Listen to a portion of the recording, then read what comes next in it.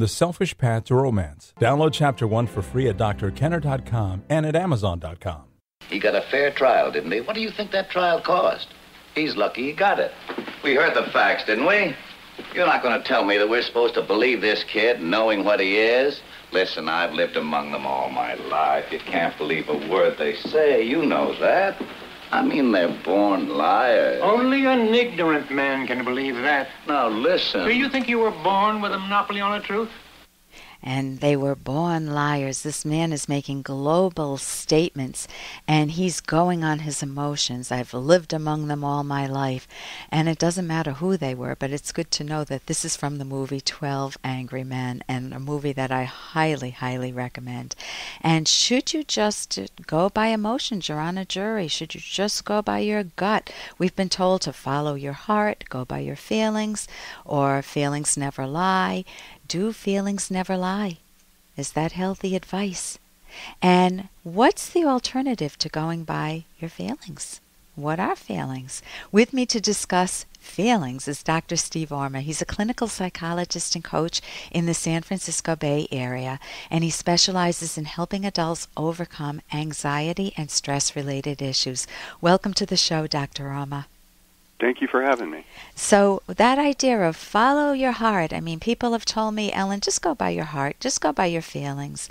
Do feelings never lie? Is that healthy advice?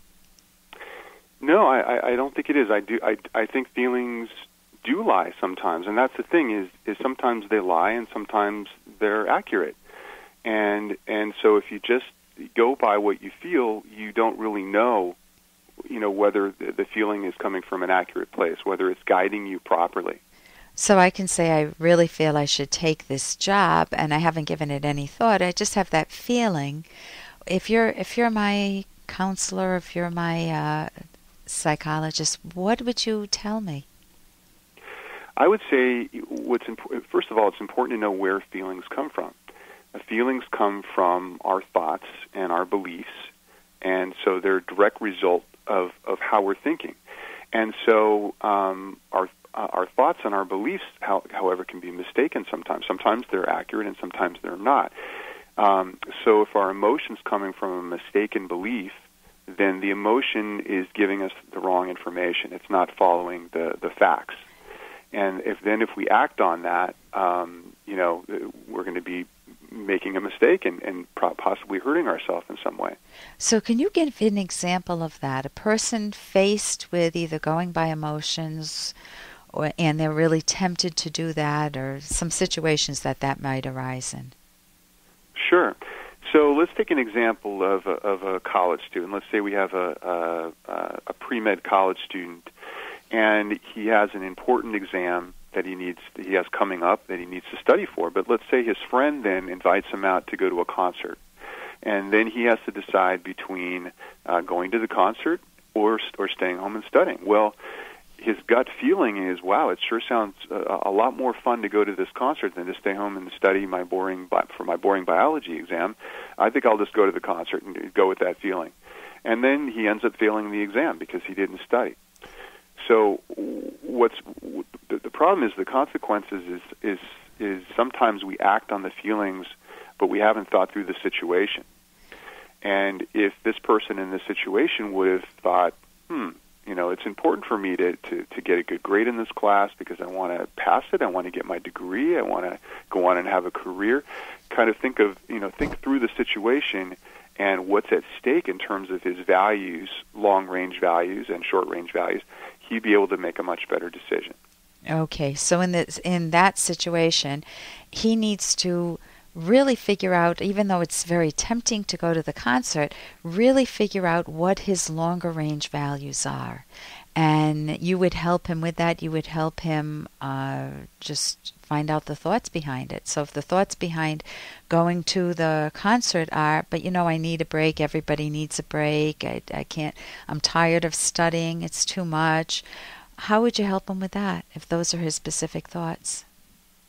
Yeah, I would say, if he needs a break, so let's say he has been studying and he's kind of burned out, and, that definitely happens when you're a student, is to learn how to, manage his life a little better in terms of giving himself some breaks. But make sure that he takes breaks and that doesn't hurt his studying. So, really plan out. I'm gonna study.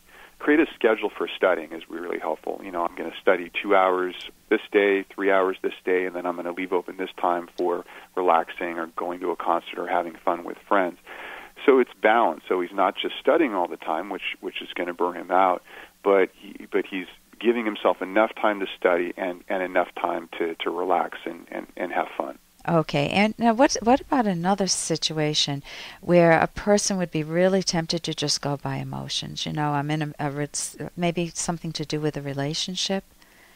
Yeah, so let's say you meet an attractive man or woman and you find them attractive, but let's say you're married and you meet some other person, maybe someone at work or you're at a social event, and you have an immediate feeling or desire that you want to sleep with them. Hey, I got to interrupt this because we've got to pay some bills. 30 seconds, that's it. A very quick ad, and then Ellen will be back. Romance. Ugh, I wish guys knew more about what we want from a relationship. Boy, I wish I knew more about what I want. Where's that ad I saw? Here it is. The Selfish Path to Romance. A serious romance guidebook. Download Chapter 1 for free at selfishromance.com and buy it at amazon.com. The Selfish Path to Romance. That is interesting. You meet an attractive man or woman and you find them attractive, but let's say you're married and you meet some other person, maybe someone at work or you're at a social event, and you have an immediate feeling or desire that you want to sleep with them.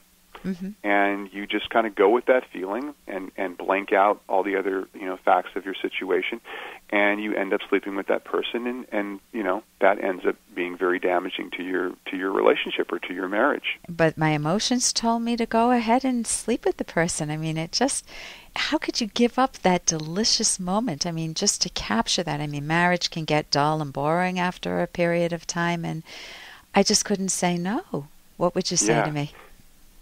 I would say that, in that moment, it feels like, this would be right. I just had an argument with my wife earlier, and boy, I'd really, this would be really great for me to do. But I think you have to keep in mind the bigger picture of, how important is your marriage. If your marriage is of value to you and being honest and faithful to your partner is important, then is sleeping with someone in the moment where it might feel good for a couple of hours, is that going to be in your best interest in the long term? And if there are problems in the marriage, well, then that's something that maybe you could work on improving the marriage or improving your sex life, as opposed to looking outside the marriage to satisfy that. So you can analyze the emotion instead of having it a gut feeling. You analyze the emotion. You don't get rid of the emotion, and you say, "Oh my God, I'm really missing this in my marriage. I haven't felt this tingly or this alive or this turned on in a while in my marriage, and maybe we need to have a talk. Maybe we need some therapy. Maybe we can, put some fire. Maybe we need some time away from the kids and bring it back." Bring our sexual life back, if that's the problem, or our emotional connection back. Go ahead. Exactly. I think exactly what you said, analyzing the emotion or introspecting, meaning where is this feeling coming from? Why am I feeling dissatisfied in the marriage and feeling like I want to cheat on my spouse? Right.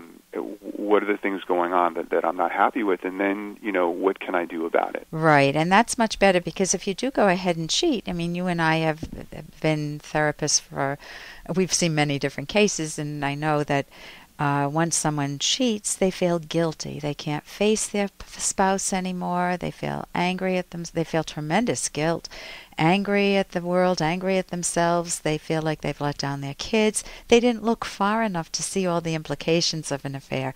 Listen, how can somebody reach you if they would like to, Dr. Orma? Yeah, the best way to contact me would be through my website, which is drorma.com. That's DRORM as in mountain A.com. And you have articles on your website, lots of good information, and they can even email you some questions. I'm Dr. Ellen Kenner. It's been great talking with you. Thank you very much. For more Dr. Kenner podcast, go to drkenner.com and please listen to this ad. Here's an excerpt from The Selfish Path to Romance by Dr. Ellen Kenner. A romance killer is the joy killer of living in fear or with chronic anxiety. Say you were profoundly hurt by a failed love relationship and you promised yourself, I'll never let anyone get that close to me again. The pain is too great. You may falsely have concluded that suffering is the essence of life and that all attempts to achieve values and your own happiness are doomed. By withdrawing from life and living in fear of being rejected, you lower the risk of future failure or hurt, yes, but you pay a terrible price.